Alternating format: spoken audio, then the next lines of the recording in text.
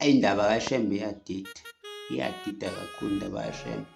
Akufuneki ukuthi uyayazi, akekho umuntu oyaziyo indaba kaShembe ngoba akusiyona indaba la, indaba yasezulwini, iyimfihlo.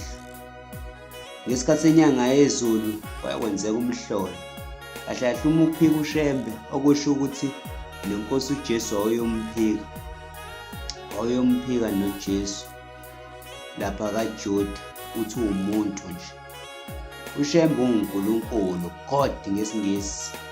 Lokho-ke ngeke sikucimezele njengempandla yeNdiya, kwayishola uRev Mcilisi. Uthi umvangeli uNtuli wakaCeza wathi ngonyaka ka-1985 inyanga yezulu yayiphinda ukubuya okwesibili ekholwane. Uthi-ke wacela ukuthi umfana weNdiya asebenza naye, amhambise ekholwane.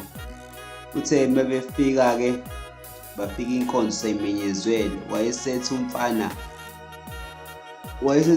hhayi mfana, ungabisangilinda ngoba kusasa vele imigidi sohlangana ngoMsombuluko emsebenzini. Uthi umfana-ke weNdiya wabe sevuma, wathi yebo ngiyezwa, kanti inkosi inyanga yezulu isizophume endlini, amaNazaretha eseyihalalisa ethi uyingcwele, amen, uyingcwele, amen. Aphenduka umfana weNdiya abheka inyanga yezulu, adibana nesimanga, nenkinga. Inkosi inyanga yezulu ivula i-umbrella, nezulu livulekile, kwehla inkosi uJesu ekhanda lenkosi inyanga yezulu, ethela umqhele wameva. Konke lokhu kwenzeka emehlweni womfana weNdiya, ubhekile uyabuka. Kuphinde futhi kuphume inkonzo, kwenzeke futhi lokho emehlweni womfana weNdiya. Uthi umvangeli esethi uyochitha amanzi, abona umfana weNdiya nemoto afike ngayo, athi hawu, kanti awuhambanga? Ngithe mina ungangilandi nje.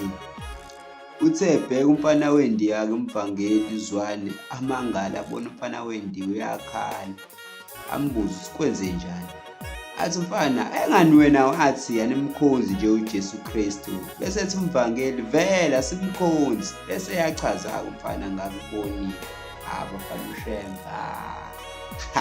hayi bafana bakithi, hayi lungile. So ifoto-ke lelo libonayo yilo leli lathathwa umfana weNdiya, inkosi inyanga yezulu ehamba phansi, inkosi uJesu lapha ngemumva, kuvuleka umkhathi,